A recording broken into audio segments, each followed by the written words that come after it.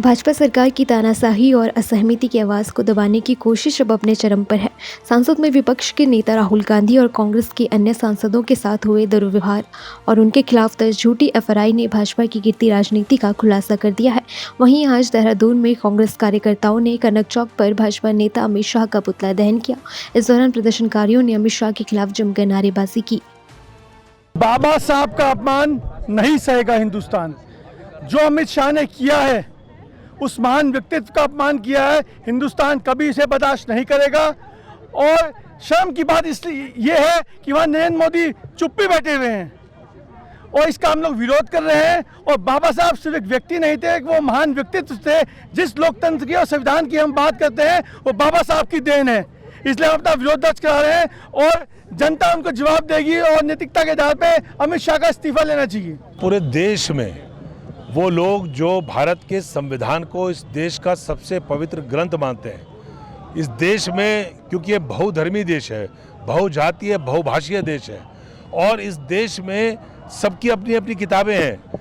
हिंदू लोग जो हैं अपने रामायण, गीता, अपने धर्म ग्रंथ उनको मानते हैं और मुस्लिम भाई कुरान शरीफ को मानते हैं।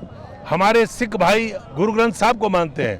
हमारे जो बाइबल को मानने वाले ईसाई भाई हैं। लेकिन जो संविधान है वो भारत का सबसे पवित्र ग्रंथ है और उस संविधान के निर्माता डॉक्टर भीमराव अंबेडकर के बारे में जिस प्रकार के अपमानजनक शब्द इस देश के गृह मंत्री ने बोले हैं, पूरे देश का जनमानस उद्वेलित है। पूरे देश के वो लोग जो संविधान का सम्मान करते हैं, डॉक्टर भीमराव अंबेडकर को संविधान का निर्माता के रूप में पूछते हैं, उनका अपमान किया है। इसलिए पूरा देश उद्वेलित है। शांतिपूर्ण तरीके से कांग्रेस के लोग और सारे इंडिया गठबंधन के लोग अपना प्रदर्शन कर रहे थे और उनको जिस प्रकार से डंडे लगे हुए अपने प्ले कार्ड से रोकने का काम, धक्का मुक्की करने का काम भाजपा ने किया, एक साजिश थी जिससे कि जो डिरेल है, जो डिबेट है, जो पूरे देश के अंदर एक आक्रोश है, उससे लोगों का ध्यान बढ़ जाए। इसलिए उन्होंने कोशिश करी कि धक्का मुक्की हो और धक्का मुक्की करके उल्टा प्रोपेगेंडा कर रहे हैं, उल्टा रिपोर्ट कर रहे हैं राहुल गांधी के खिलाफ।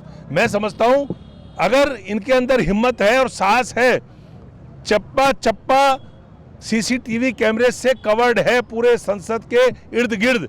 अगर हिम्मत है, साहस है तो उस सीसीटीवी कवरेज को लाएं जिसमें राहुल गांधी धक्का मार रहे हैं। असलियत में तो बीजेपी के लोगों ने धक्का मुक्की करी और जो उनके सांसद गिरे वो बीजेपी के धक्के से ही गिरे।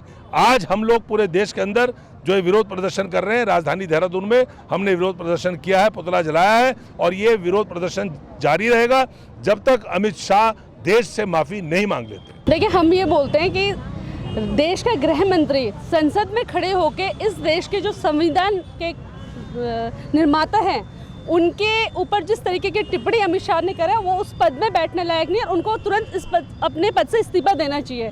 जिस देश में संविधान की पूजा की जाती है उसमें संविधान निर्माता को जिस तरीके के शब्द देश के गृह मंत्री तड़ीपार अमित शाह ने बोले, वो निंदनीय है और हम लोग कांग्रेस पार्टी उनका इस्तीफा मांग रहे हैं। डाउनलोड करें देवभूमि इनसाइडर।